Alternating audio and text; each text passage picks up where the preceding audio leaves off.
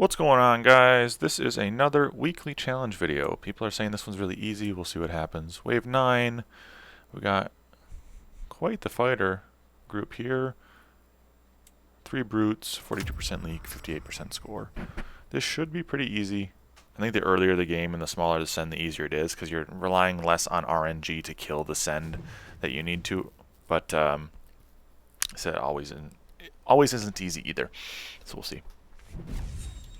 Alright, so first things first, I'm looking at it. We've got a couple units I like.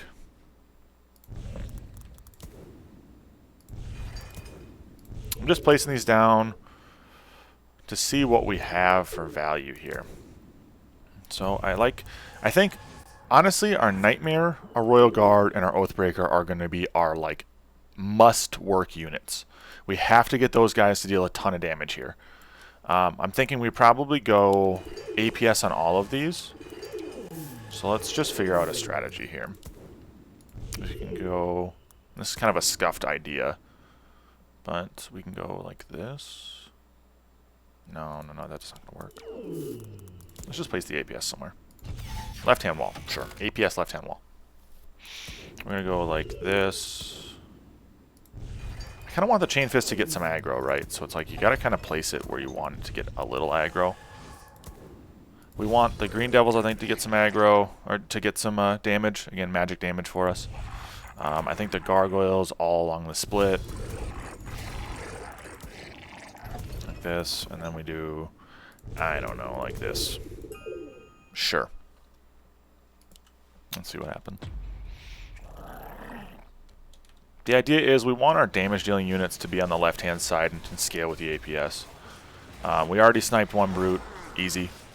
The other brute's getting sniped now. Solid. The Nightmare's in a good positioning in terms of like the fact that it's not getting aggroed right away. If we kill this other brute here, which we are aggroed it, this is looking pretty solid.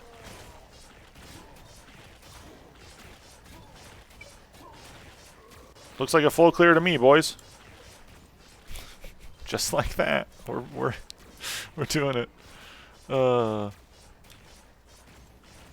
we held this actually pretty easily. So what we can start looking at is what can we just get rid of, right? We probably don't need this. Probably don't need this. Probably don't need this. Or maybe we go keep the Gargoyles down because they're actually really good at delay tanking, right? I think we shift our split down slightly though, so it's an even split. Or no, we want a full up because this one's so far in. Well, let's see if this works. I think this one's actually probably one of the easier ones because you're only really worrying about sniping brutes, right? And that's not as hard as people think it is. I'm also kind of thinking of an idea here, so I'm going to reset this because I already noticed something I can probably improve on. So let's switch these two around. I want my Oathbreaker to start swinging hard early, and this allows the Oathbreaker to get some aggro. I might place this back down just so I have the Oathbreaker not taking full aggro. We'll see, though, how this works. Oathbreaker is getting targeted. It's by the Brute, which kind of stinks, but depending on how the Brute gets aggroed, we should be okay. Brute's getting targeted early. Oathbreaker's now slapping. Oh, this is looking good. Oathbreaker slapping is important, but it can't die on me. Oh, it dies. Sad. Okay, so let's go like this. There's some stupid way that you can make this super easy to go higher. I mean, people are in the 200s pretty consistently. I think you just need to find out what units you can snipe and get rid of early. Oathbreaker not taking as much aggro as I'd like. Looking okay now. No, too much aggro.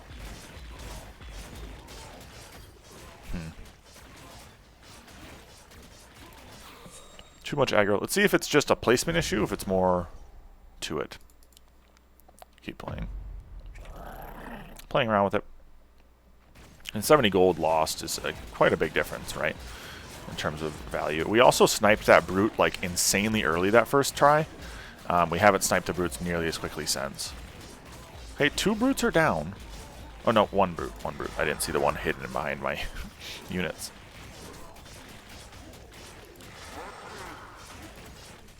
Right, like unlike last week where we needed to snipe a massive amount of units, this week is actually a lot easier in terms of like the fact that you only really have to snipe 1 or 2 brutes before you really get to a pickle point. That looked actually a lot better already. Question is, gargoyle, is it gargoyle or... I'm curious if honestly it's just the fact that bucklers are better than the gargoyles here, which I think actually is probably the case. The damage reduction of the gargoyle is nice, but I don't know if it actually makes that much of a difference on this wave. You can probably calculate it to see what's actually worth it the most. Get out my calculator and continue to fiddle with it. But again, this Oathbreaker taking aggro is kind of important, but we don't want the Oathbreaker to die, right? And it looks like it's taking too much aggro again for it to work.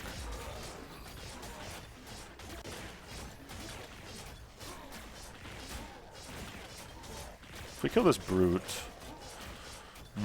similar situation to last time where we're down to 4 units. So something, we got to change something up.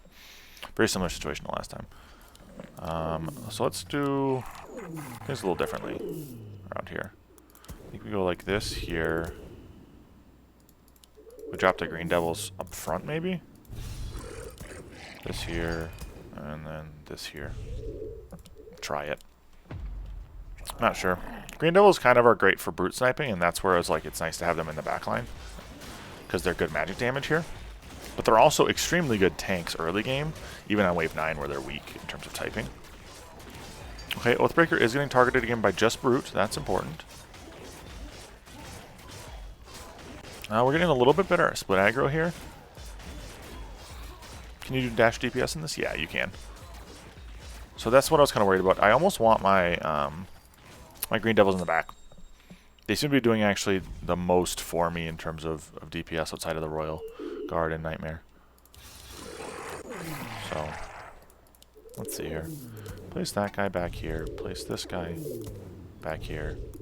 Place this, and then maybe like this. Try to get these guys to snipe more left-hand side. Because again, that brute on the left is important to get rid of. Okay, we're sniping the brute on the left now, but not the brute on the right side of the left wave. Left side wave. Okay, no, we sniped that now. Oathbreaker's getting aggro, but not by a brute, and that's kind of important, I think. Non-brute aggro. This one's a lot less RNG heavy than last week's, so I will say that much. Much less RNG heavy than last week's. Last week's having the mole snipe with AoE heavy builds, it's just not very easy. So I don't think this one's nearly as RNG as it could be. Let's just try this. Let's just try doing a single extra Garg, so 60 gold.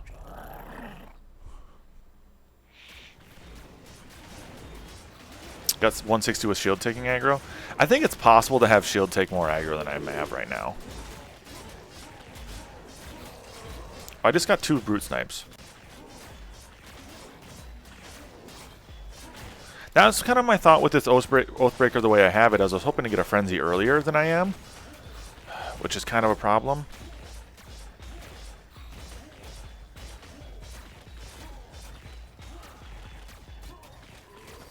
Like, we're getting close. I kind of think my positioning the other way around was probably better. Oathbreaker here, and then guard there maybe. That's the way we held the first time, and it was pretty easy hold. Let's see if that's the catch.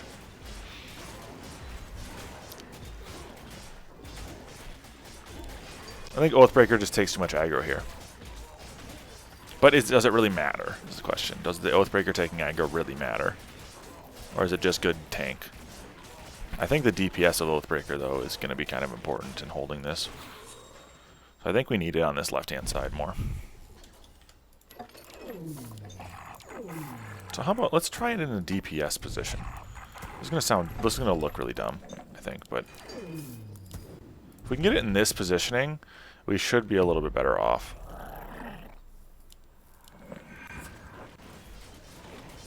And hoping to get it aggroed but not die as quick. I think it's going to take too much aggro from the right-hand side, though. We are getting good, good brute snipe here. All three of the brutes are dead already. That's kind of nice. Now, does the Royal Guard have enough DPS and tank here for me? I don't think so. No.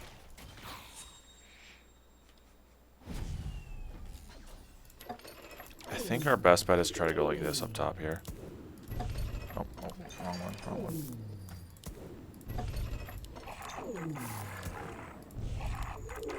What I think we do is we drop this here and this here. I think having the Royal Guard survive up top might make it so that the Oathbreaker on the left-hand side won't take as much aggro and might survive just a little bit longer and be able to scale a little better. It might also be that I need to take the Royal Guard and place it here so it split tanks, or catch a split for me. But it doesn't seem like this is working the way I wanted.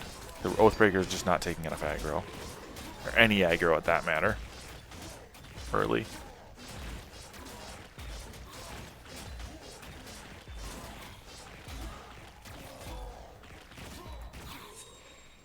Question is it better off having build on the left-hand side here? So let's try switching these around here. Go back to our original setup, or do I want to do it like this? Let's try it like this. And then place another unit in front to try to see if I can pull the Chain Fist aggro a little better earlier. Because the baby Chain Fist gets aggro right away. Oh, that fucks up it too hard.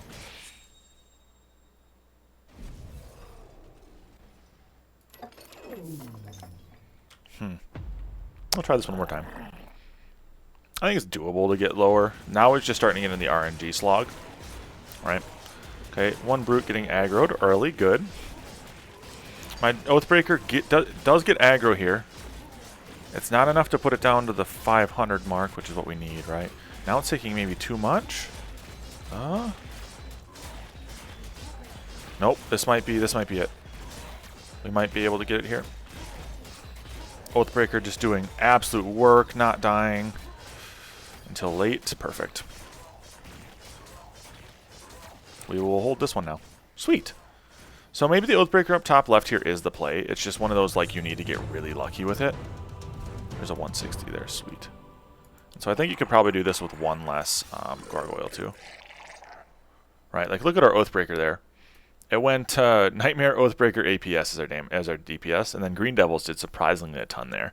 I think, though, if you tweak this build and maybe swapped out like another Garg, you could pretty easily get 200 off here. And then I think what people are getting to like the 240, the 240 is probably actually just this. This is probably the 240 setup. Because you get, what, 2 points for every gold you have? And so, you know, or something like that. That would probably be close to 240 setup. I mean, we'll see what happens here when I do this.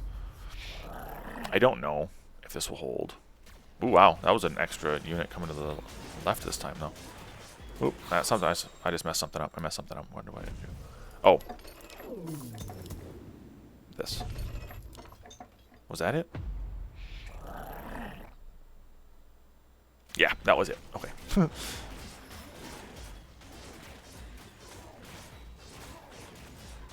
Yeah, it's 100 hold plus 140 unspent. That could be it.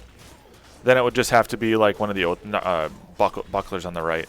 I don't remember how the actual math of this all works out, but gold's a 1-to-1 score. Okay, so this would be a 220, excuse me.